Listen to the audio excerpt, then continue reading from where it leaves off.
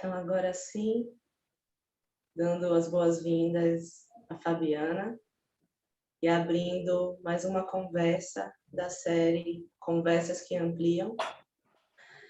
Hoje com o tema Expressões do Feminino e Saberes Orientais. Recebendo essa mulher que eu admiro muito. Te admiro muito, Fabiana. Para mim é uma honra ter você aqui, de verdade. E a Fabiana é essa mulher que para mim é inspiradora. Uma mulher, é uma mãe, é uma parteira, então tem esse trabalho nobre também, esse serviço nobre, né, de auxiliar mulheres a trazerem crianças, a trazerem vida para o mundo. E tive a honra também, Fabi, de ser você uma das primeiras pessoas, assim, né, que eu conheci logo quando cheguei aqui nessa cidade de Bragança Paulista. Então, com isso, eu abro essa conversa, pedindo que você também fale um pouquinho mais sobre você, para aí sim a gente ir costurando e adentrar no tema. Gratidão, Elis, pelo convite. E admiro muito você, seu trabalho, a forma como você conduz as conversas, sutil, leve, amoroso, acolhedor e de muita profundidade. As conversas que ampliam mesmo, né? São esses temas tão importantes e que às vezes a gente nem conversa muito, mas que fazem sentido em algum lugar lá no íntimo, né? Então agradeço muito.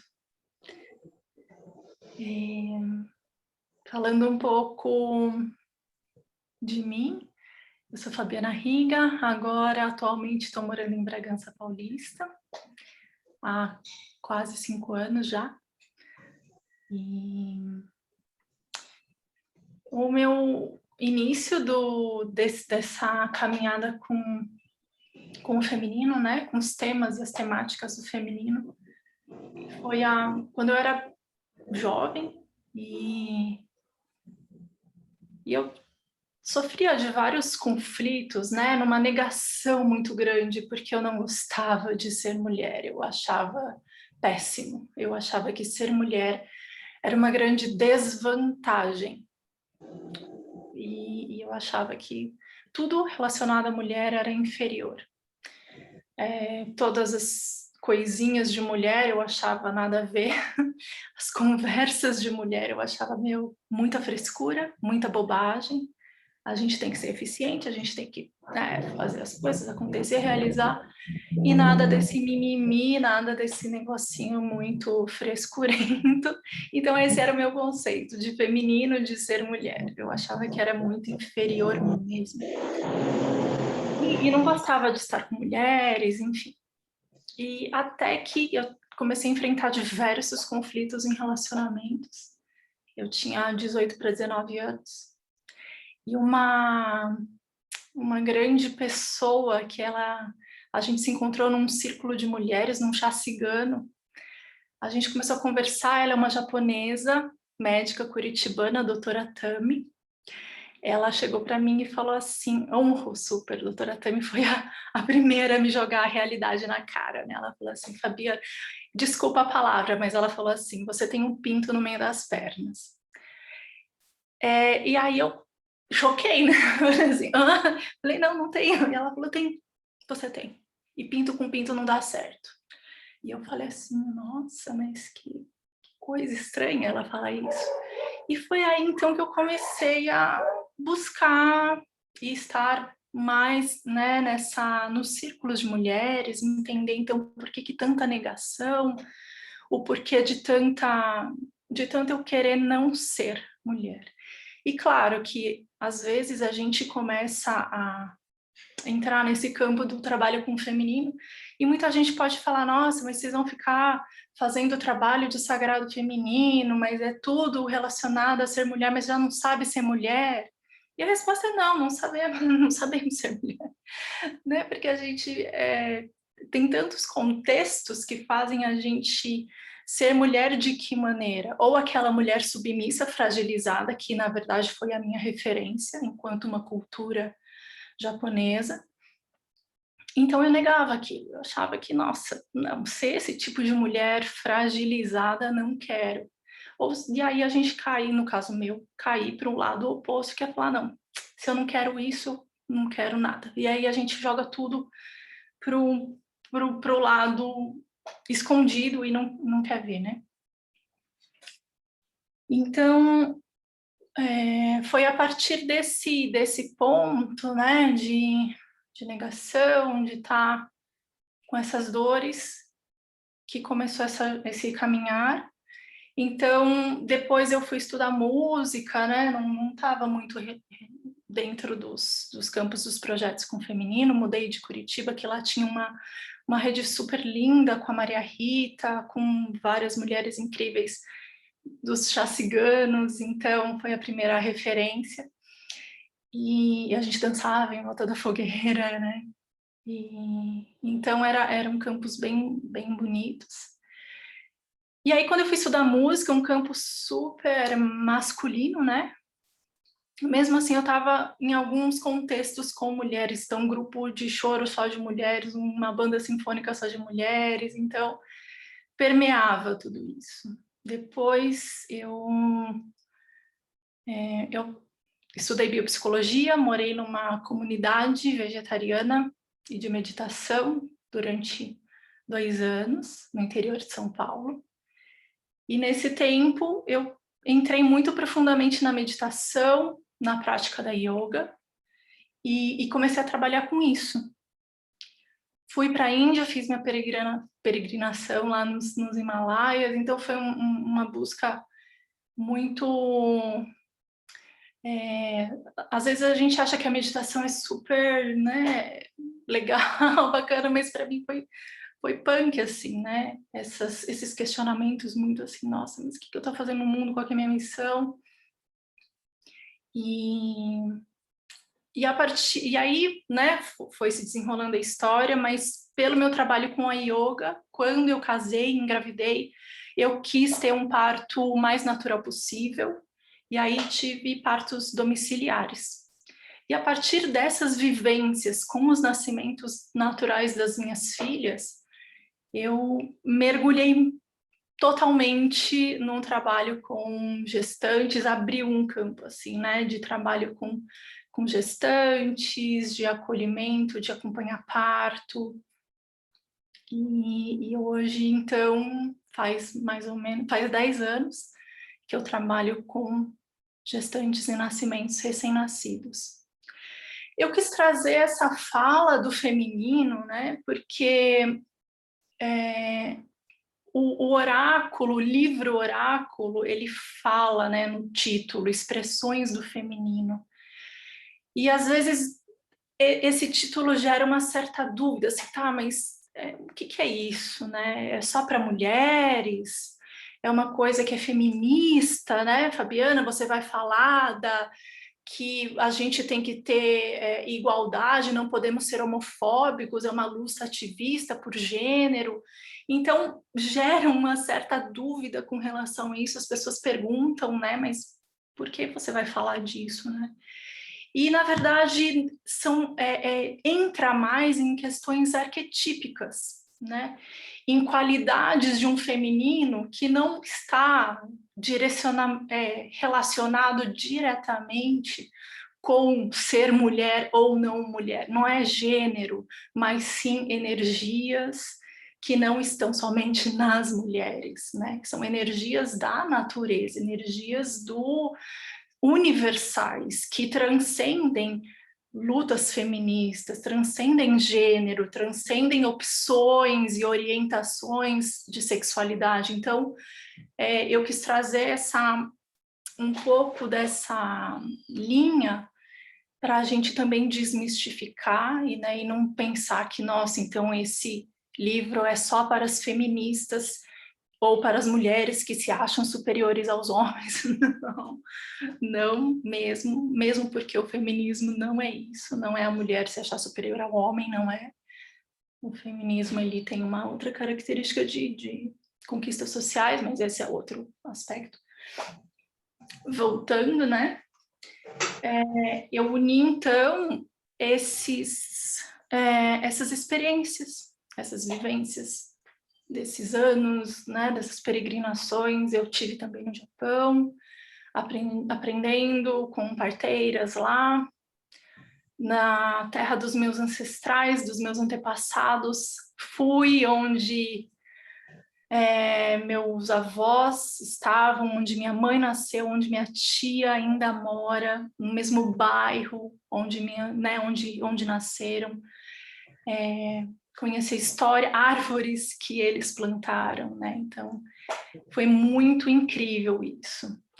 E aí eu uni esse trabalho e experiências, né, de peregrinações e vivências com mulheres a esses conceitos orientais, conceitos japoneses, né?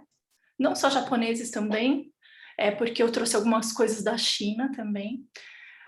Por isso que eu coloquei orientais, né?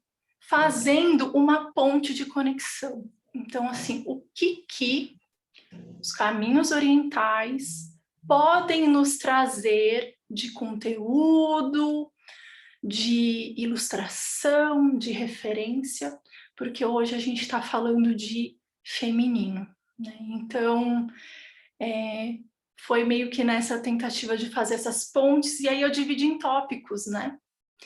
E formou, então surgiu então as cartas, as ilustrações, e coloquei em forma oracular, por quê? Para a gente poder usar como consulta no dia a dia para trabalhos, então trabalhos terapêuticos, porque tem uma parte de sugestão prática, né? Trabalhos terapêuticos, consultas, assim, mensagem para o dia, né? Eu quero entender um pouco quais são as energias que estão fluindo no dia com relação a esses aspectos do feminino, então posso também utilizar desse livro, dessas cartas, para inspiração, para essas inspirações, né? Que lindo, Fabi. Que lindo te ouvir falar e sobre o oráculo, né? E montando a história.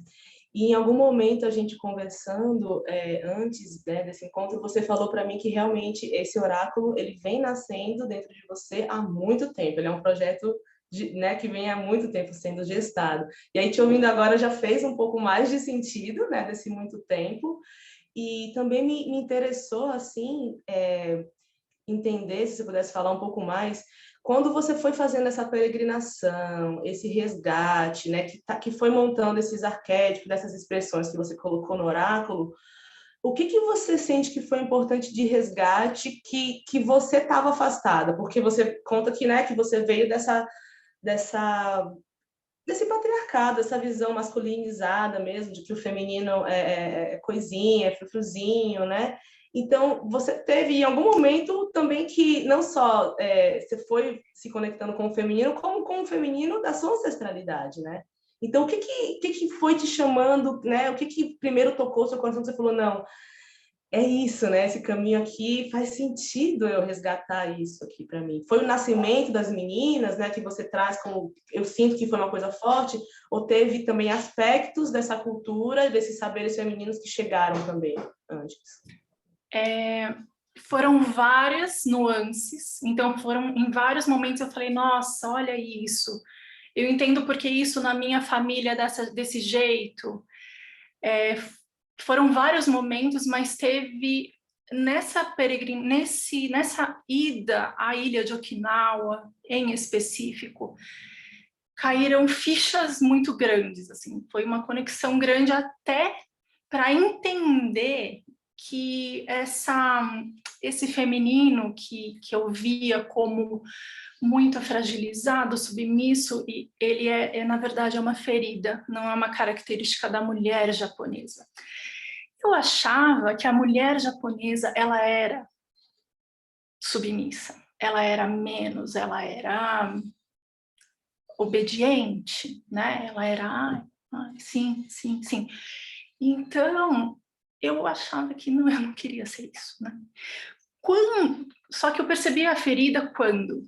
quando eu fui para lá e eu conheci mulheres japonesas muito diferentes. Então, eu vou contar um exemplo. Fui fazer uma visita para uma prima do meu avô, uma senhorinha. Ela era cunhada do meu avô, na verdade. Uma senhorinha mais baixa do que eu. Então, assim, imagina, se eu já sou baixinha, imagina a senhorinha super baixinha, magrinha, japonesa, okinawana, né? E aí me recebeu na casa dela, o tatame. E aí tem um lugar que a gente senta nas casas japonesas, tem um lugar social que a gente senta no chão no tatame. Enfim, é um lugar, né, que é um pouquinho separada da casa. Então, a gente não entra, assim, em outros aspectos da casa. A gente fica ali nessa parte social da sala. E aí ela fala assim, tá vendo aquele espaço ali do lado? Eu falei, ali o seu vô, ele tocava pra gente. Ali o seu vô dançava pra gente.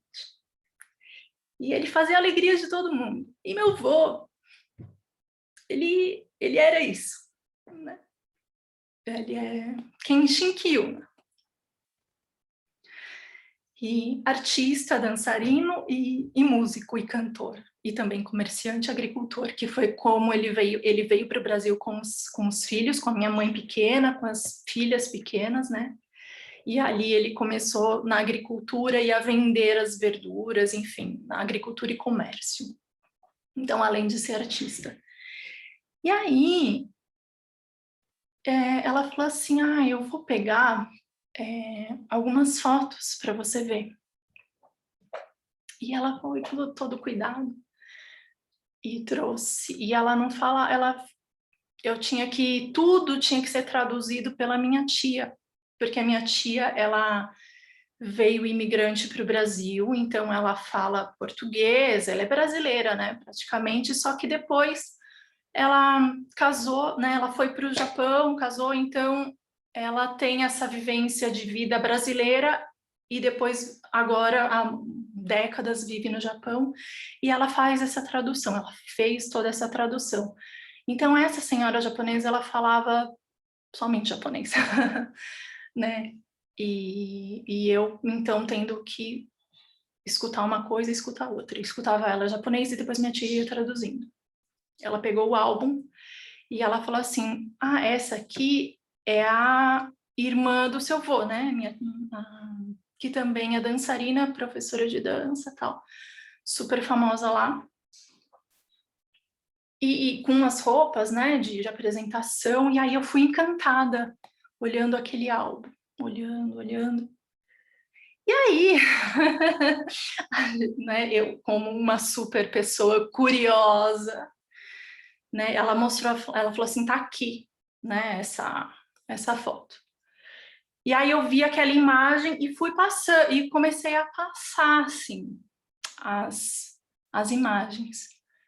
Aí no que ela pegou da minha mão, ela falou assim, olhou para mim, pegou o álbum da minha mão e falou assim, enough for you. Era para eu parar de ver o álbum. Por quê? Porque eu, brasileira, estava me intrometendo numa outra história que não era para ver. E aí ela, nas poucas palavras que ela sabia em inglês, porque ela não tinha falado nada ainda em inglês, ela falou para mim, enough for you, já deu, suficiente para você. Aquilo, na hora, me pegou assim, do tipo, meu Deus, desculpa, eu me intrometi, eu fui invasiva, né, eu sei, perdão. Mas ali eu entendi que a mulher japonesa não tinha nada de frágil, não tinha nada de obediente, submissa. E aí ela me contou, e as mulheres lá me contaram, e as parteiras lá me contaram das histórias de guerra.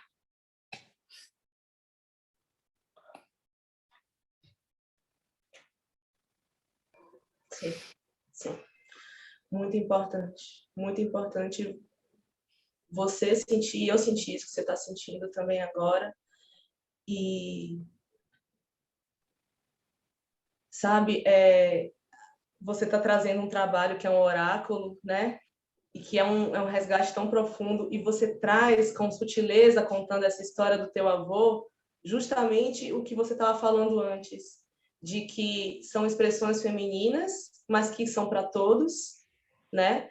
E que os tempos que a gente vive hoje, sabe, Fabi, eu acho que a gente tá tendo a oportunidade de resgatar muitos saberes ancestrais de diferentes povos nativos, né?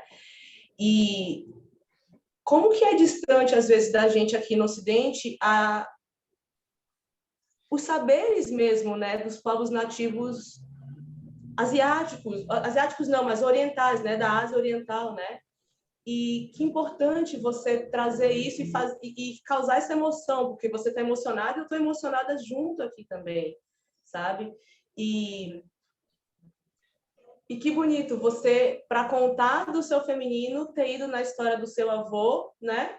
Mas chegar a essa conclusão que talvez seja uma visão que as pessoas têm em geral, né, das mulheres, de que elas são frágeis, que não, né? É que existe uma bagagem, como todos os povos, né? E as bagagens também se misturam, tem as bagagens, né? Os povos orientais têm a sua bagagem também. Então,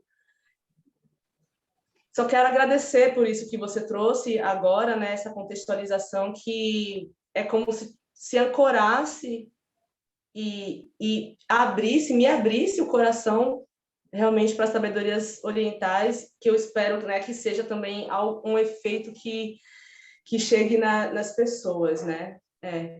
E, bom, que especial realmente você ter tido essa experiência, que forte, né?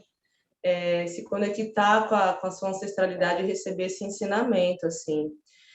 E talvez, né, já que estamos ainda todos, né, todas na ilha de Okinawa, você levou a gente para lá agora contando essa história, né?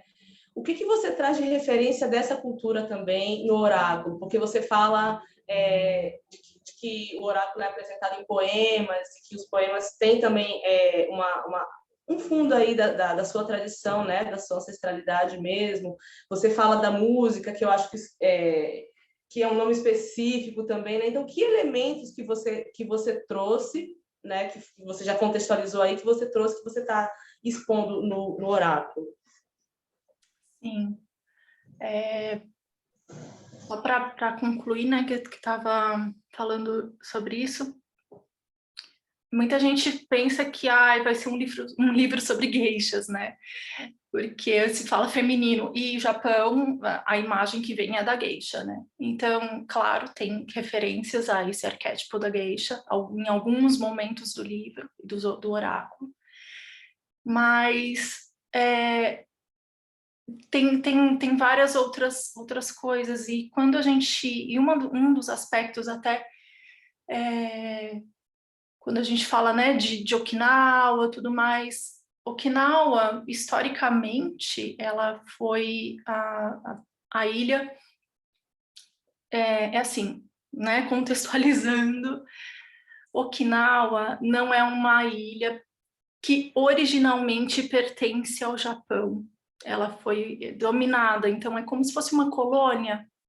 Então existe um reinado independente que se chamava Reino de Ryukyu. E nesse reino independente, assim como a gente vê reinos independentes, né, no mundo inteiro, com cultura própria, língua própria, dança, música, gastronomia, tudo, né? Então, existe todo um contexto de povo originário e em algum momento da história houve a dominação, como a gente vê em vários casos de países que são dominados por um outro povo. Então, aí, nesse caso, impõe-se uma outra cultura, uma outra língua, uma outra política, uma outra religião, enfim, impõem-se outros aspectos. E aí, o Okinawa acaba ficando nessa coisa assim, tá, mas eu falo uma língua, mas eu tenho que falar outra língua, né? Então, existe esse contexto histórico. O povo okinawano, ele é um povo que tá na linha mais tropical, né, né, do planeta ali, então acaba que lá é o calor, se for falar em Japão, lá não tem neve, nada disso, lá é o calor, praia, então acaba que os okinawanos, eles têm a pele escura, cabelo grosso, e são de estatura menor, então eles são considerados índios, né? Então, isso meus avós contam, meus tios contam, que o okinawano, ele tinha que meio que se rebaixar. Por quê? Porque ele era muito discriminado no resto do Japão, então ele tinha que disfarçar que ele não era tão okinawano assim para ser aceito, né? Porque ele era considerado índio. E então existe todo um movimento da cultura Uchinanchu. Uchinanchu, a gente fala que é quem é descendente da ilha de Okinawa, né? Existe todo um movimento de comunidade, né, e de até não é preservação, mas são poucas as pessoas agora que falam a língua originária de Okinawa, né? Então meio que se perdeu e muitas coisas vão se perdendo justamente porque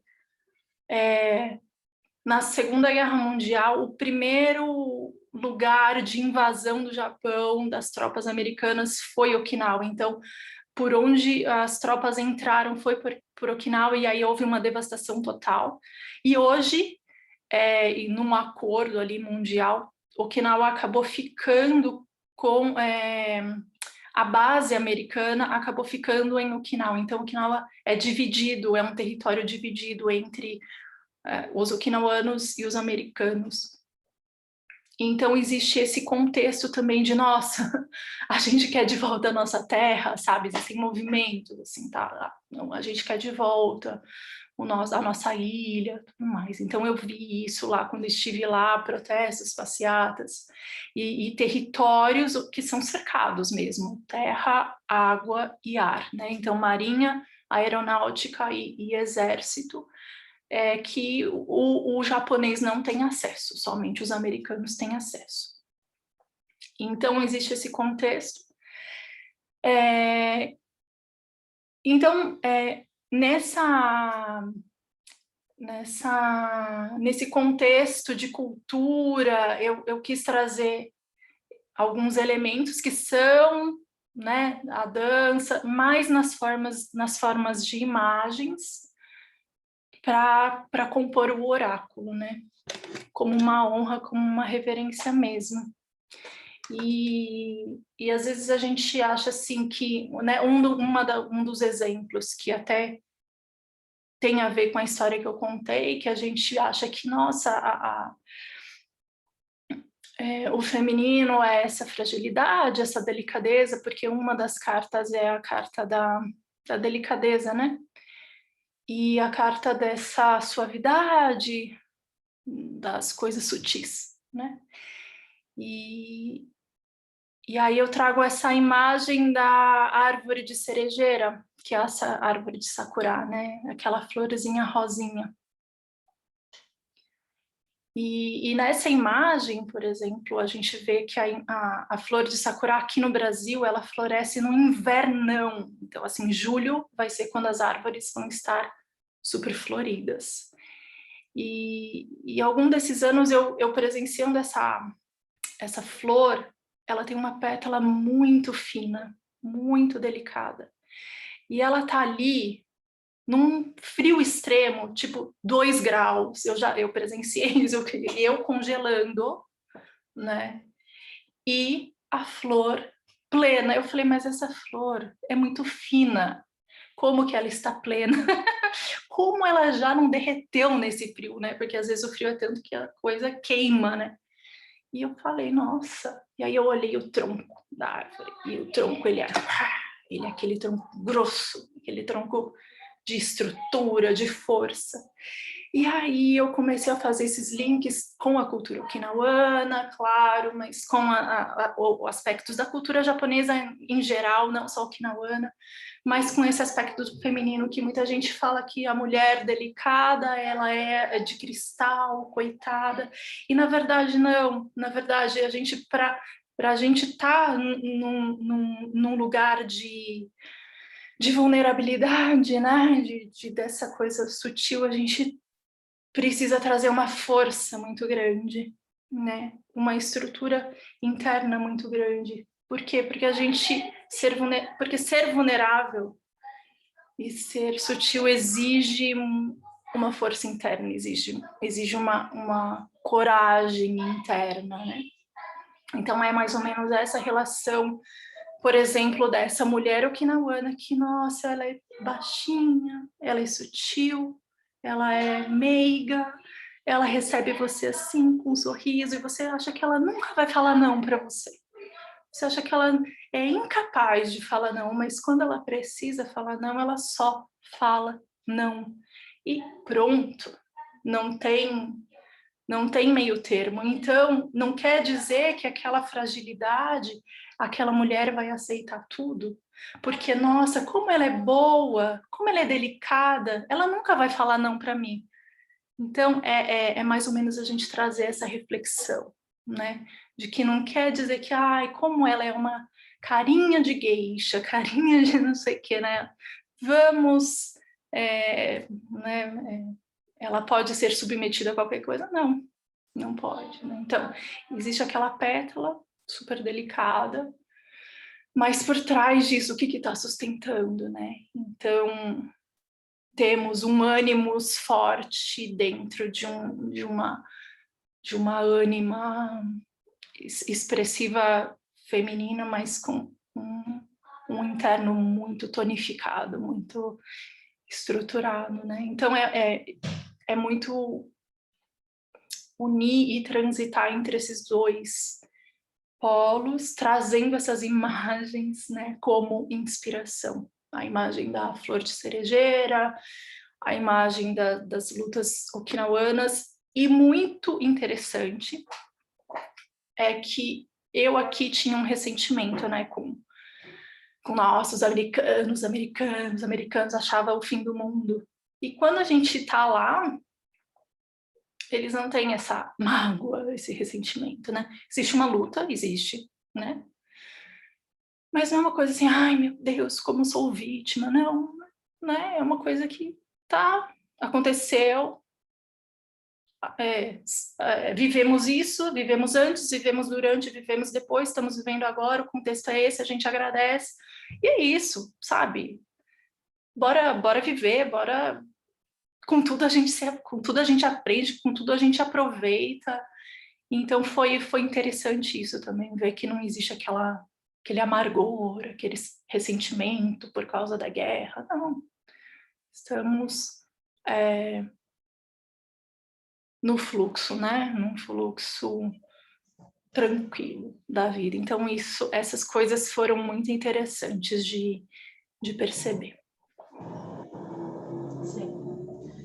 Bom, muito bom te ouvir, me dá fortemente a impressão mesmo de que você está fazendo um resgate que é para todos, né? Tem isso na sua fala de divulgação, assim, de comunicação do oráculo, e de fato, te ouvindo é algo que eu acredito que qualquer pessoa, de qualquer cultura, pode se identificar.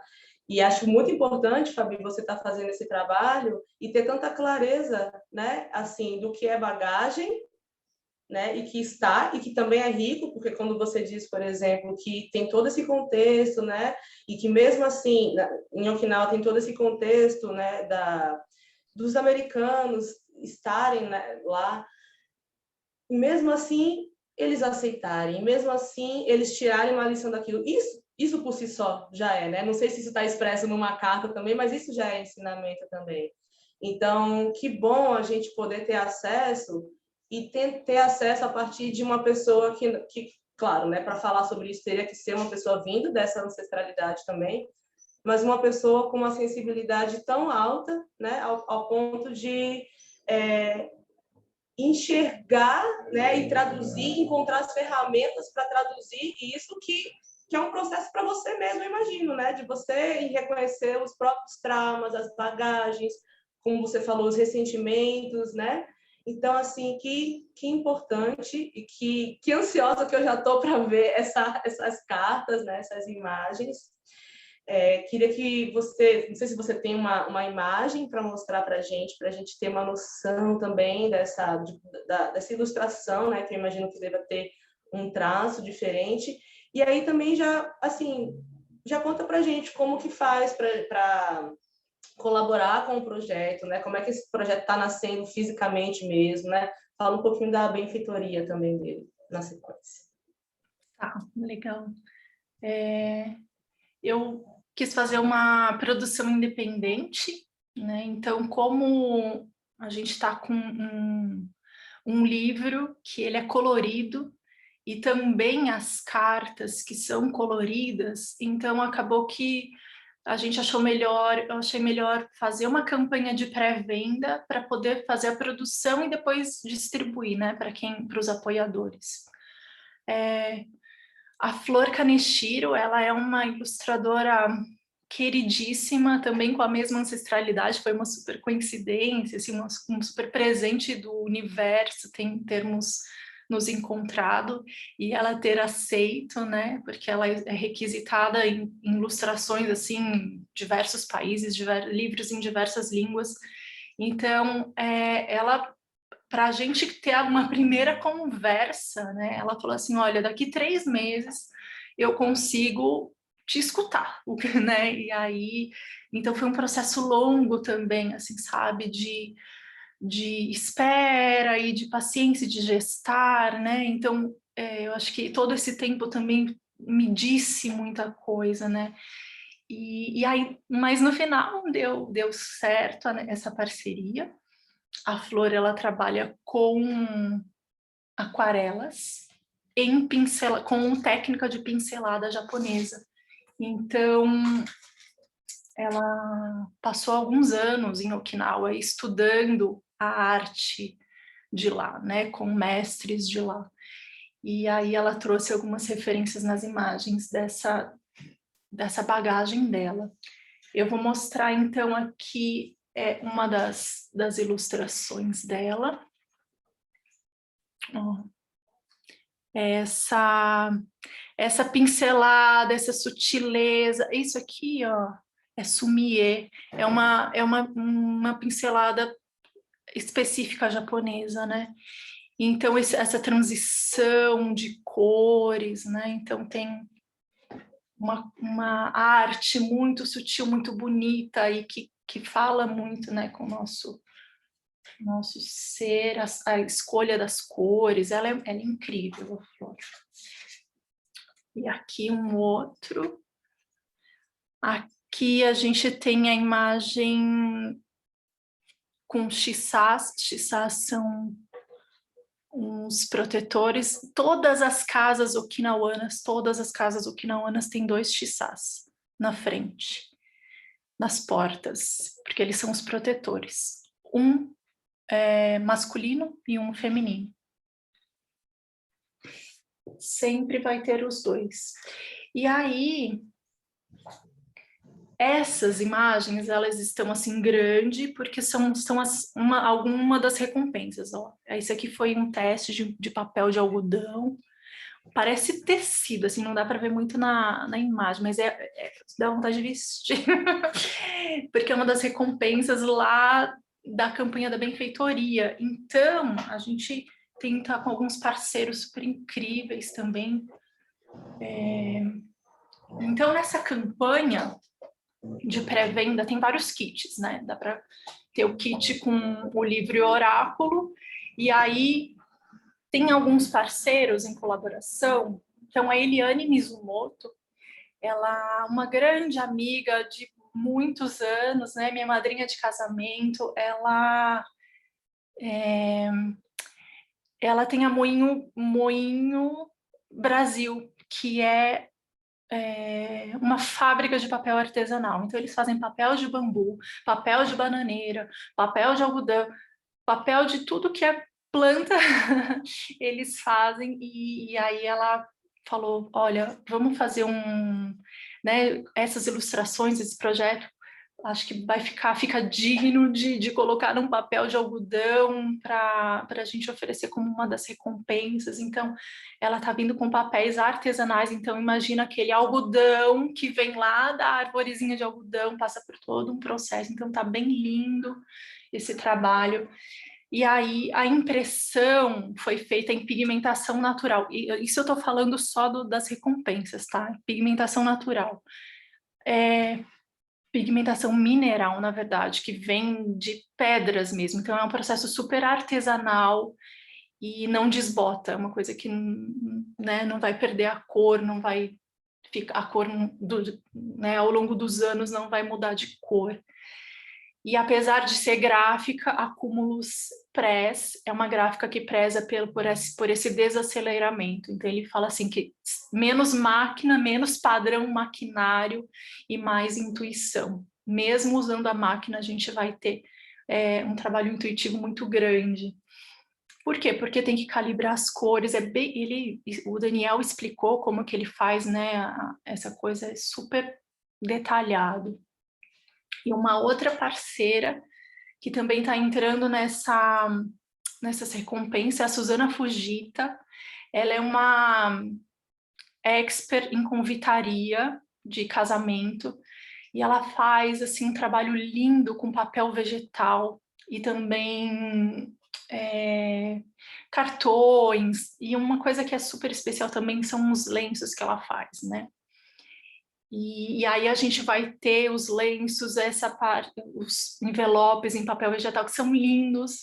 Pensa numa coisa que quem um dia colecionou papel de carta fica assim, meu Deus do céu, que coisa mais linda. E aí ela vai fazer um jogo especial do oráculo como uma das recompensas, né? Ela é assim, no ramo, ela é a única que faz esse tipo de envelope, então ela é super requisitada e conhecida por isso também, né? E é isso, assim, eu não tenho ainda as cartas, né, menorzinhas, porque a gente está num processo de que as ilustrações ainda estão estão vindo as cores, né? Então a gente tem ainda um processo de finalização das aquarelas, para depois a gente mandar para produção, onde vem o jogo das 45 cartas. Então, eu não tenho aqui agora para mostrar as cartas. Somente essas ilustrações, coloquei alguma coisa no Instagram lá de outras ilustrações, né? E depois, ao longo do tempo, vou colocando outras coisas e outras informações, assim, né, do que tá sendo pronto, aí eu vou colocando lá, né, à medida que for sendo pronto e for ficando pronto. E é isso, para acessar essa campanha de pré-venda, tem lá no site da Benfeitoria, então chama-se Shingetsu no Mine, que é o nome, né, o título do livro, O Luar Reflete na Espada. E aí, se ficar muito complicado escrever esse nome, aí tem um link lá também nas redes sociais, no Instagram, no Facebook e tudo mais. Sim. Dá para achar o link. Sim. Ô, Fabi, que incrível você reunir todas essas pessoas também, né, para esse projeto. Não bastasse a riqueza, assim, né, da pesquisa, de toda a vivência, né, por detrás desse oráculo, você ainda unir essas pessoas, assim. Então, parabéns, né, por trazer isso para o mundo.